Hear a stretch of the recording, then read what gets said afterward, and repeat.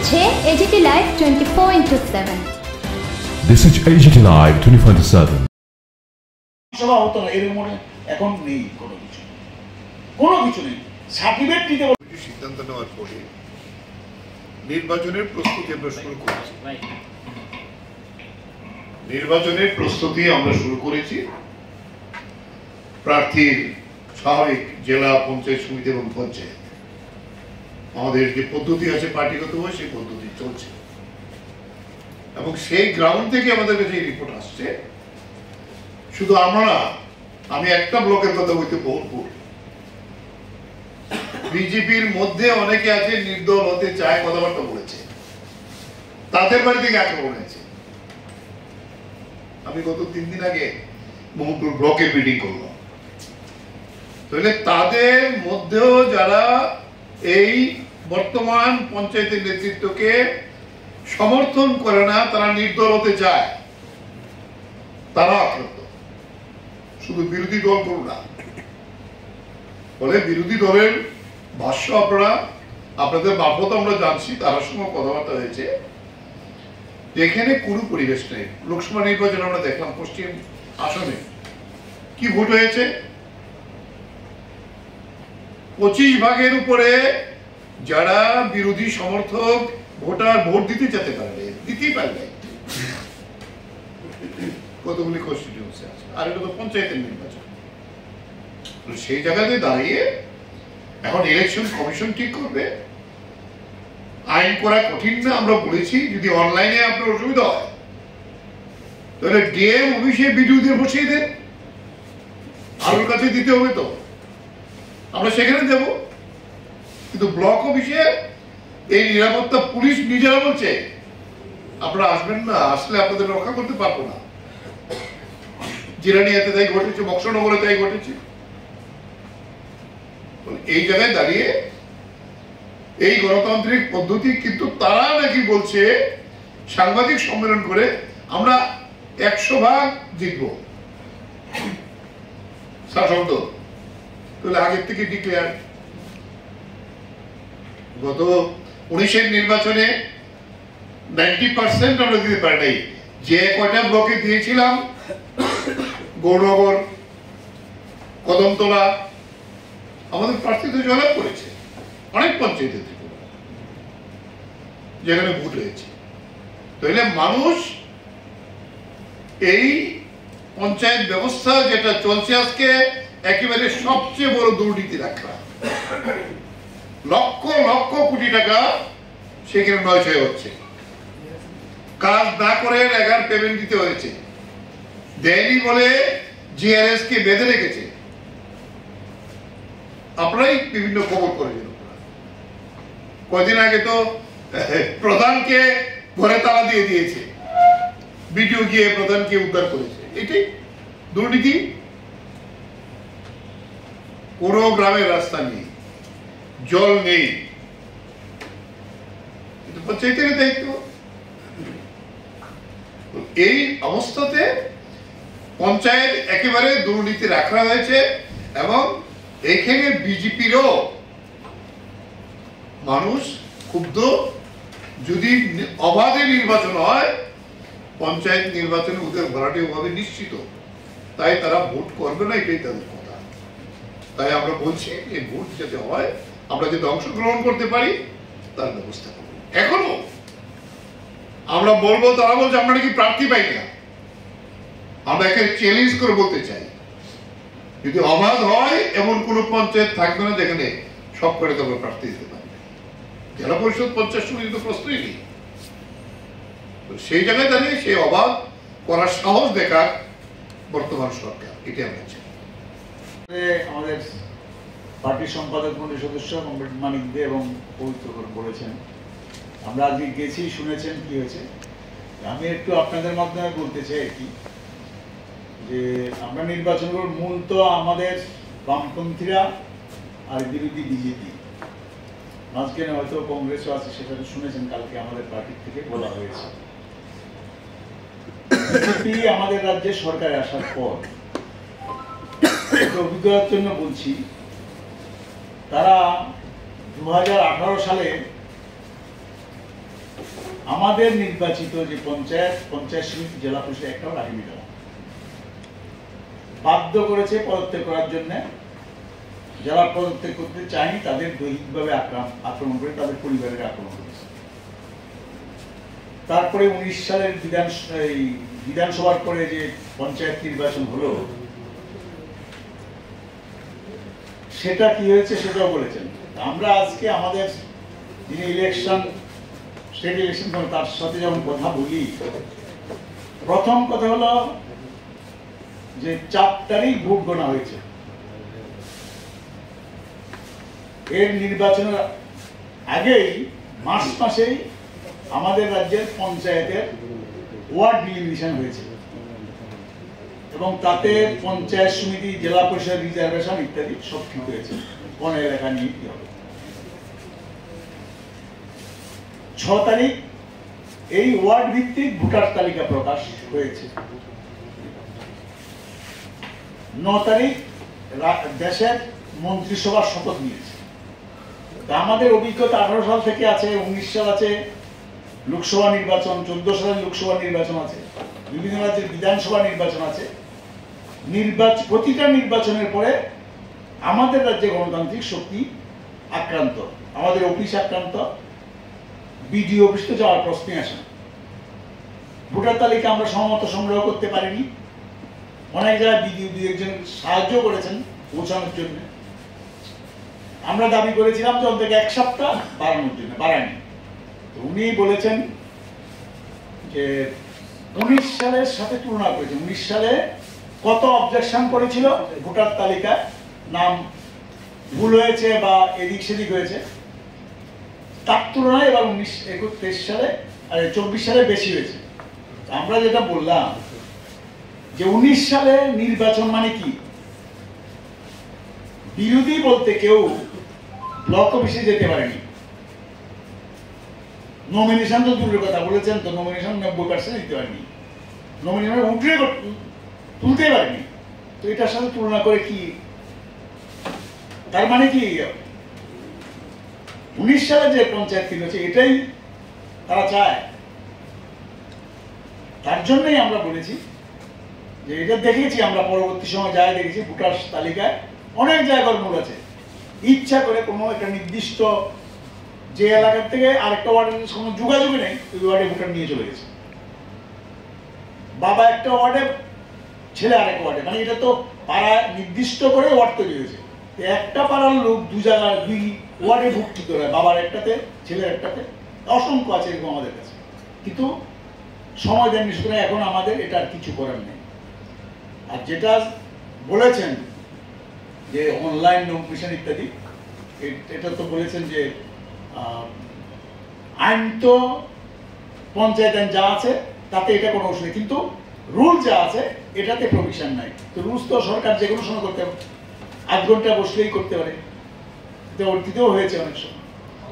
এটা আমরা করার দাবি যেমন রেখেছি, নির্বাচন হবে, নির্বাচনে আমরা অংশগ্রহণ করব, আমরা চাই অবাধ নির্বাচন। তো অবাধ নির্বাচন হলে দরকার যেটা, প্রথম কথা হলো পরিবেশ, দ্বিতীয় হলো বিভিন্ন রাজনৈতিক দলের প্রতিনিধিরা যাতে নমিনেশন তুলতে পারে, দিতে পারে। শুনেছেন তো কয়েকটা ব্লকের কথা, জিরানিয়া, মোহনপুর, বক্সনগর, ওই কমলপুর, সালামান, বগাহা ব্লক। তাতে ইংলিশটা তো ভালো না, কিন্তু সরকার যদি চায় এটা করা কোনো রকম অসম্ভব না। তার জন্য আমরা বলেছি যে আমাদের যে কোনো রাজনীতি, আমরা সিপিআইএম বামফ্রন্ট শুধু না, যে কোনো রাজনৈতিক দল নির্বাচন করতে আগ্রহী, তারা যাতে সঠিকভাবে ব্লক অফিস থেকে নমিনেশন সংগ্রহ করতে পারে, নমিনেশন জমা দেওয়ার জন্য ব্যবস্থা করতে পারে। শুধু ব্লক অফিসে কয়েকজন সিকিউরিটি অফিসার রাখলেন, ব্লকে তো যেতে পারে না, বাড়ি থেকে নাম জানলেই তো। আমরা বলেছি সে যাতে নমিনেশন দিতে পারে, যদি কোনো রাজনৈতিক দল চায় তাহলে সে যাতে দিতে পারে, তার জন্য যেভাবেই হোক সিকিউরিটির ব্যবস্থা করে যাতে নমিনেশন দিতে পারে, এই ব্যবস্থা রাখার জন্য। এটা যারা প্রস্তাবক হবে, প্রার্থিত্ব প্রস্তাবক লাগবে সংশ্লিষ্ট কনস্টিটিউয়েন্সি এলাকা থেকে, তাদেরকেও বলা হচ্ছে যদি নিরাপদে থাকতে চাও বাড়ি ঘরে তাহলে চিন্তা ভাবনা করে যাও, মানে অর্থাৎ ইনডাইরেক্টলি প্রার্থীদেরকেও কোথাও মানে আমরা যাদেরকে ভাবছি বা চিন্তা করছি সেখানে কিছু কিছু ভয়ভীতি পরিদর্শন করার চেষ্টা হচ্ছে। তো এর থেকে বোঝা যায় পরিবেশটা কোন স্তরে আছে, নির্বাচন যে পরিবেশ। আমরা বলেছি প্রার্থী যাতে নির্বিঘ্নে গিয়ে ভোট মানে তার নমিনেশনটা দাখিল করতে পারে, কোনো বাধাপ্রাপ্ত না হয়। আমরা 2019 সালের অভিজ্ঞতা আমাদের আছে যে প্রায় 90% নমিনেশন দাখিল আমরা করতে পারিনি। তারপরও যারা নমিনেশন দাখিল করেছে একটা ভাগ অংশকে চাপ দিয়ে প্রত্যাহার করিয়ে নিয়েছে এবং সেখানে গিয়ে প্রায় আনকন্টেস্টই বলা যায় 96% জয়লাভ করেছিল আনকন্টেস্টে 2019 সালে। গোটা ভারতবর্ষে এটা হাসির খোরাক হয়ে গেছে। এখনো ভারতবর্ষের রাজ্যে রাজ্যে কিন্তু এই বিষয়গুলি আলোচনা হয়। ত্রিপুরার যে বিজেপি শাসিত এই রাজ্যে এখানে কি পরিবেশ চলছে যে 96% মতো সেখানে আনকন্টেস্টে জিতে। একটা অংশ হলো নমিনেশন দাখিল করতে দেয়নি, আর একটা হলো নমিনেশন দাখিল করার পর প্রত্যাহার করতে বাধ্য করেছেন, এতে আনকন্টেস্টে জিতেছেন। কি পরিবেশ ছিল 19-এর ওই অভিজ্ঞতা আমরা বললাম। তার ভিত্তিতে আমরা বললাম যে 2019-এ পুনরাবৃত্তি যাতে না হয়, 2024-এ এই বিষয়গুলি আপনারা নজর রেখে সেখানে নির্বাচনটা যাতে সুষ্ঠু তার জন্য আমরা বলেছি যে ব্লক চত্বরে এবং তার সারাউন্ডিং এরিয়াতে যেখান দিয়ে যাবে নমিনেশন দাখিল করার জন্য সেখানে যাতে প্যারা মিলিটারি ফোর্সের ব্যবস্থা রাখা হয় এবং প্রার্থীরা যাতে গিয়ে সেখানে তার নমিনেশনটা দাখিল করতে পারে এই ব্যবস্থা করার দায়িত্ব নির্বাচন কমিশনকে নিতে হবে এবং আরক্ষা দপ্তরকে এই দায়িত্ব নিতে হবে। আমাদের দিক থেকে পরিষ্কারভাবে আমরা বলি এবং এর সঙ্গে যেটা আমরা বলি যে প্রার্থী যারা হবেন, প্রার্থী হওয়ার পর তার বাড়িঘর আক্রান্ত হতে পারে, বাড়িঘর থেকে তাকে উচ্ছেদ করে দেওয়া হতে পারে, এরকম কিছু কিছু ঘটনা যেহেতু 2019-এ ঘটেছে এই অভিজ্ঞতা নিয়ে আমরা বলেছি যে এগুলো আপনাদের নজরে রেখে তাদের নিরাপত্তা যাতে দেওয়া যায় সেই ব্যবস্থার দিকটাও আপনাদের নজর রাখতে হবে, যাতে প্রার্থী তাদেরকে যাতে কোনো অসুবিধা না হয়। এরই পরিপ্রেক্ষিতে আমরা বললাম যে এখন যা পরিস্থিতি চলছে ব্লকগুলোতে, উনিও ইনডাইরেক্টলি স্বীকার করেছেন যে এই পরিস্থিতির মধ্যে অনেক জায়গায় গিয়ে যে সেখানে নমিনেশন দাখিল করবে সেই পরিবেশ যেহেতু নেই, অনলাইনে সেখানে গিয়ে যাতে নমিনেশনটা দেওয়া যায় অনলাইন সিস্টেমে সেই ব্যবস্থা আপনি করুন। তখন গিয়ে এটা সবটা শুনেছেন, শোনার পরে গিয়ে বলছে যে রুলসের মধ্যে এটা আমরা এক্সামিন করেছি, ইতিমধ্যে আরো কয়েকটা রাজনৈতিক দল দাবি করেছে এবং সেখানে গিয়ে বলছে রুলস এটা পারবে। আমরা বলছি রুলস তো তৈরি করে গভর্নমেন্ট, রুলস করে ক্যাবিনেট, কাজে রুলস কিচ্ছু না, এটা একদিনই করা যায়, এটা রুলস চেঞ্জ করা যায়। কারণ রুলসটা হলো ক্যাবিনেট রুলস আপডেটেড করতে, যেগুলো সব রুলস চেঞ্জ করতে পারে, এক না এটা রুলসের কথা বলছে। রুলস এটা কোনো বিষয় না। আপনি যদি মনে করেন অনলাইনে তাহলে সেটা রুলস যদি করতে কি করবেন না করবেন সেটা আপনাদের বিষয়, এটা তো আমরা ঠিক করবো না। আমরা আমাদের দাবি জানিয়েছি এই রাজ্যের যে পরিবেশ সেই পরিবেশে অনলাইন সিস্টেমে যাতে নমিনেশন দেওয়া যায় এটা আপনাকে এনশিওর করতে হবে এবং সেখানে গিয়ে তার জন্য কি করতে হবে বা কি করণীয় সেটা ঠিক করার দায়িত্ব ইলেকশন কমিশনের বা স্টেট গভর্নমেন্টের, এটা তো আমাদের ব্যাপার না। আমরা সেখানে বিরোধীরা যাতে নমিনেশন দাখিল করতে হবে, তাদের যাতে কোনো অসুবিধা তৈরি না হয়, সবাই যাতে ইলেকশনে অংশ নিতে পারে রাজনৈতিক দলগুলো, এটাকে নিশ্চিত করার দায়িত্ব রাজনৈতিক দলগুলো যাতে নমিনেশন দাখিল করতে পারে, সরকার পক্ষ না শুধু বিরোধী পক্ষ যাতে নমিনেশন দাখিল করতে পারে বা ইন্ডিপেন্ডেন্ট কেউ দ্বারা সেখানে যাতে সেটা দাখিল করতে পারে, এটাকে নিশ্চিত করার জন্য আমরা বলি। এবং এখানে যেগুলি এসছে তারপরে গিয়ে আমরা বলি যে ইলেকশনের সময় প্যারা মিলিটারি ফোর্সের ব্যবস্থা রাখতে হবে যাতে ভোটারদের কোনো অসুবিধা না হয়। সেই প্যারা মিলিটারি ফোর্স কি হবে না হবে, কাদের কাটবেন, কি করবেন না করবেন, স্টেট ফোর্স বা সেন্ট্রাল ফোর্স, সেটা আপনাদের ব্যাপারে, এগুলি নিয়ে আমাদের কোনো চয়েস নেই। আমরা পরিষ্কার বলছি প্যারা মিলিটারি ফোর্স রাখতে হবে, প্যারা মিলিটারি ফোর্সের ব্যবস্থা করতে হবে, সেখানে এটা করার ব্যবস্থা করার জন্য আমরা এখন থেকেই দাবি জানি। সবটা শোনার পর আমরা বলেছি আমরা তো বললাম আপনার বক্তব্য কি এই সম্পর্কে। তিনি তখন সবটা শোনার পর বলেছেন যে আপনাদের বক্তব্য শুনলাম, একটা হলো গিয়ে এই নিরাপত্তামূলক ব্যবস্থাগুলো নিয়ে উনি আরক্ষা দপ্তরের সঙ্গে বসবেন, আলোচনা করবেন এবং যথাযথ ব্যবস্থা নেওয়ার জন্য তাদেরকে বলবেন। এটা হলো একটা হলো নিরাপত্তামূলক ব্যবস্থা সম্পর্কে। দুই, অনলাইনে নমিনেশন দাখিল সম্পর্কে তিনি বলেছেন যে অনলাইন নমিনেশন সম্পর্কে আমি দেখবো কথাবার্তা হলে কি করণীয়, কি কোনো পদক্ষেপ নেওয়া যায় কিনা সেটা পরীক্ষা নিরীক্ষা করে দেখবো, এই কথাই তিনি বলেছেন, এর বাইরে কিছু বলেননি। এবং এটা পাশাপাশি যেটা বলেছেন যে ব্লকগুলো আইডেন্টিফাই যেখানে অল পার্টি মিটিং ডেকেছেন, আক্রান্ত হয়েছেন, বিডিওরা সেখানে তেমন কোনো ব্যবস্থা নিতে পারেননি, সেই সমস্ত বিডিওদের বিরুদ্ধে তিনি ব্যবস্থা নেবেন এবং দরকার হলে এই বিডিওদেরকে সরিয়ে দেওয়ার জন্য বলবেন। স্টেট কমিশন থেকে আমাদেরকে বলেছে যে এগুলো আমরা পরীক্ষা নিরীক্ষা করে দেখছি, আপনাদেরও অভিযোগ পেয়েছি, যে অভিযোগগুলো পেয়েছি সেগুলো পরীক্ষা নিরীক্ষা করে যারা যথাযথভাবে দায়িত্ব পালন করতে পারছেন না তাদের সম্পর্কে আমরা স্টেপ নেব, ব্যবস্থা নেব এবং কি কি ব্যবস্থা নেব এটা আপনারা জানতে পারবেন। এই হলো মোটামুটি আলোচনার বিষয়বস্তু যেটা আমাদের সঙ্গে কথাবার্তা হয়েছে। আমরা চাই আমরা ইলেকশনে অংশগ্রহণ করব, আমরা নির্বাচনে প্রতিদ্বন্দ্বিতা করতে চাই, মানুষ পরিবর্তন চাইছেন, কারণ এটা জানেন যে পঞ্চায়েত কালকে তো পার্টি সেক্রেটারি অলরেডি বলে দিয়েছেন এবং এখানে একটা নিচু স্তরে কথাবার্তা চলছে, কারণ এই ইলেকশনটা কিন্তু ল রিলেটেড ইলেকশন, পঞ্চায়েত স্তর, পঞ্চায়েত সমিতি, জেলা, এবং সেখানে বিভাগীয় স্তরে আলোচনা চলছে এবং কোথাও কোথাও সেখানে সিট অ্যাডজাস্টমেন্টের সুযোগ থাকবে, নিশ্চয়ই আমরা সেখানে সিট অ্যাডজাস্টমেন্ট করার জন্য আমরা চেষ্টা করব। এবং অভিনন্দন,